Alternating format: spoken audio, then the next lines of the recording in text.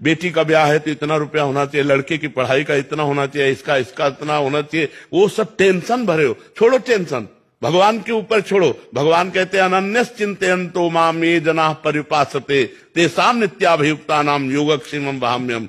जो मेरा अनन्य चिंतन करता है उसके योगक्षेम का वहन मैं करता हूं। अगर अपना भरोसा परमात्मा में लग जाए तो आप कह सकते हो कि आप बाबा जी हो। नरसिंह मेहता जी गृहस्थ थे, बेटी का भात भरने के लिए स्वयं जगदीश्वर भगवान गए।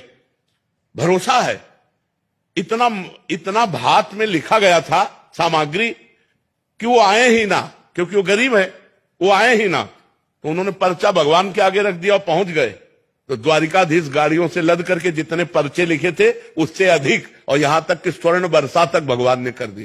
तो हमें भरोसा होना चाहिए, वो कहानियां ही नहीं है, वो हम अपने जीवन में देख रहे हैं, अपने जीवन में देख रहे हैं। जहां हम मांग करके खाते तो कई कई दिन भूखे रहते, पर आज भगवान के भरोसे में तो 500 लोगों की व्यवस्था होती। तो हमें लगता है गृहस्थी हमको परेशान करने वाली नहीं, हमारा चिंतन हमको परेशान कर रहा है। यदि हम ये चिंतन में भगवान का नाम बैठा लें और विश्वास कर लें तो पक्का समझो।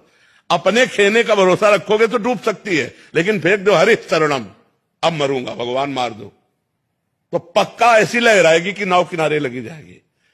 जो भगवान के भरोसे हो गया, बस सबसे कठिन बात है भगवान का भरोसा होना। हमने जीवन में ऐसी ऐसी घटनाएं देखी है कि 1 सेकंड चूक हो जाती तो मर जाते। कई घटनाएं जीवन में देख।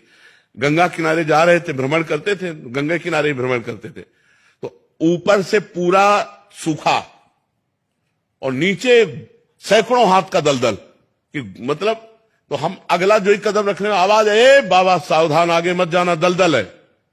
तो हमने पीछे बहुत देखा लेकिन आवाज वाला नहीं मिला, और आगे छड़ी मारी ऐसे तो गप से छड़ी चली गई, ऊपर की पपड़ी हट गई।